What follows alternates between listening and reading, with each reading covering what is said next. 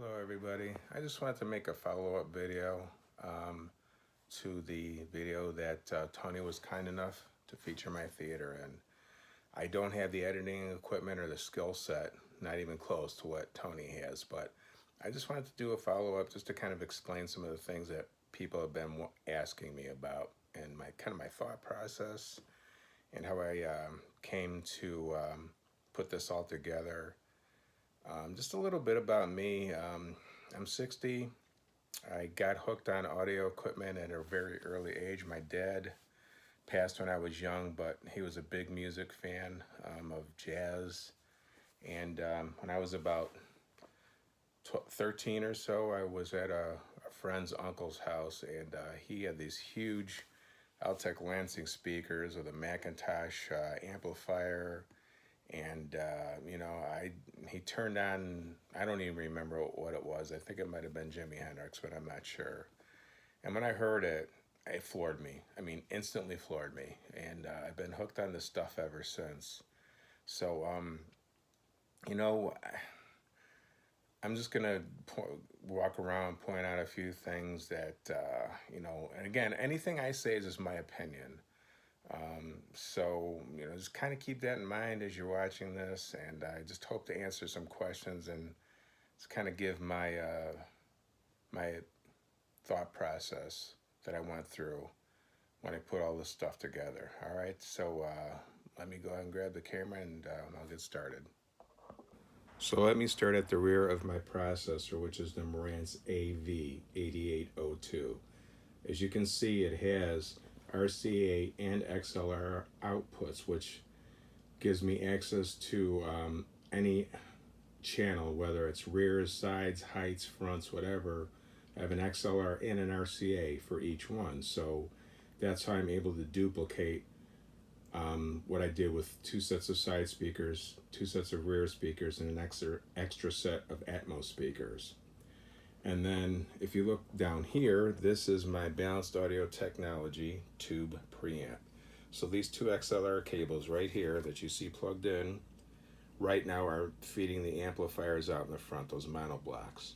So if I'm watching a movie, I simply take those out of there and put them right in there if I'm watching a movie, and that in turn feeds the amplifiers. So let me get around to the front. Somebody else had asked why I have a monitor on top of the Marantz, and I'll explain that.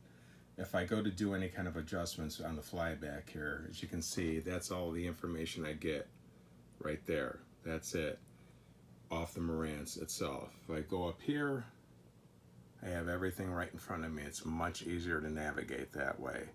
Also, just to point it out, as you can see, the base of that little monitor I'm using is not covering any air intake for the Marantz itself. If it did, I would not put it there. And this wasn't shown in the video because I didn't think to include it, but there is the Balanced Audio Technology 2 preamp. Now the reason that I use that and not the Marantz is I've always wanted to try a tube preamp. I've heard several people who have a lot of knowledge about these things that seem to think that tube preamps create more of a holographic, realistic soundstage. And connecting that to the grunt of a solid state, good solid state amp, the combination works out really well. And with the experience that I've had with this for the year and a half that I've had it, I have to agree with that completely. I think that's dead on. I definitely noticed a cleaner, more open soundstage, and it just sounds more natural, the music to me, than going through the Marantz. The Marantz is fine, but this is, to me, is on a different level. So I put in a middle set of in-ceiling speakers between the front ones up there and the rear ones back there, which are kind of hard to see with those glaring lights, but anyway, you get the point. Because it was difficult to hear the back speakers on the front row and vice versa. So this speaker, which is angled toward the front seats, is connected to the right rear height channel coming out of my Pre-Pro. And this one is just the opposite, pointing towards the back row. This one is on the left front channel of the height speakers. So that definitely helps fill in the gap between the ceiling speakers that are so far apart from the two rows. Somebody else brought up the point of multiple subwoofers in a room this size. They thought that 4 was overkill, and suggested that 1 or 2 good subwoofers in a room this size should be adequate. And here's my thought process on that. In a room this size, I think you should go with at least 2. These are the Martin Logans. These are the smaller ones up in the front. These are the the Depth I, which have 3 8-inch drivers and a 250 watt single amplifier in each cabinet. So I used to have them up there. I just didn't like the way it looked. Felt like it was a little overcrowded up there with those, and some might think it still is with what I've got up there, but again, that's, personal taste, I guess. But when I moved this one back here, and I moved the other one over there, and I went through REW and calibrated them, they sound absolutely fine where they're at. Then I've got the bigger brothers back here, 3 10s in each cabinet, with a dedicated 250 to each one of them, so 750 total. So there's one, and there's the other one over there. And again, I took time to calibrate these woofers. So I used REW, and one of the reasons why I went with 4 instead of the 2 bigger ones is, again, just trying to make every seat in the house as good as it can possibly be. I don't have to run them at anywhere near full volume. They're sealed, they're servo controlled, so they're very well behaved. Big box 18 ported subs can create some port chuffing and other issues, whereas these don't. And these are especially good for music reproduction, but for home theater, they'll do just as well.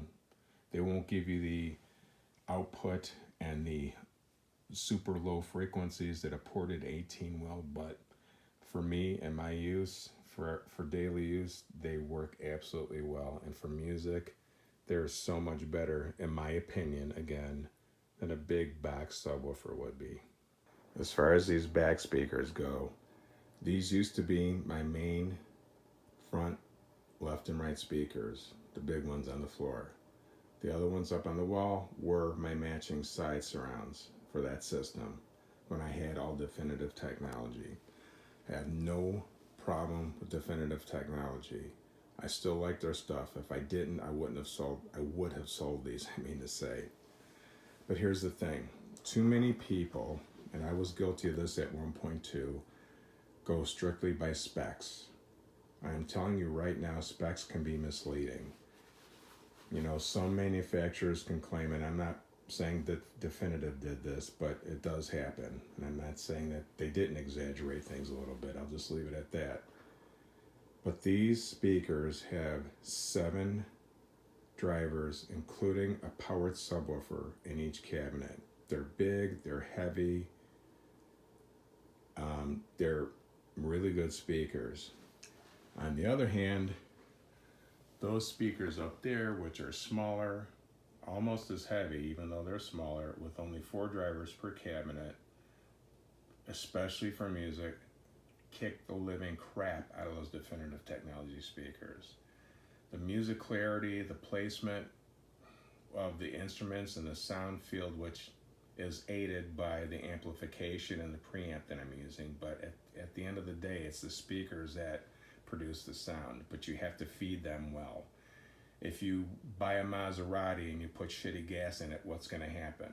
Okay, it's the same thing with this kind of stuff.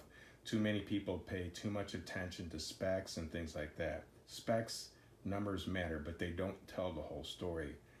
Even the bass output, these have 2 much smaller woofers than the powered subwoofer and the cabinets in the back that I just showed you. Yet you put those Definitives where these were, and these things will destroy them, even on bass output. And I'm talking clean, not boomy bass, not ear-shattering bass, but bass that sounds like it's supposed to sound. That is what I'm all about. Wanting music and movies to sound natural, clean, no distortion. I'm not trying to blow anybody's eardrums out. That's not my purpose. I love music. I was into music way before there was such a thing as as a VHS video recorder. That's where I come from. I'm old school. So I could sit down here for hours and do nothing but listen to music, and I watch a lot of concert videos because that's my thing. I watch movies, of course, too. But getting back to these, they're absolutely fine, and I just did not want to sell them because they're big and heavy, and people will try and offer you a pack of gum and 10 cents for this stuff sometimes, and I just got aggravated with the whole process. So I guess I'll just end it there. Hopefully I wasn't dragging on with this too long, but if you guys have any questions or any feedback, man, there's another thing I always say: everybody's got an opinion. You're allowed to have an opinion. That's fine. That's what this stuff is all about. Let's be kind, let's be respectful, and let's help each other out. That's what we should all do.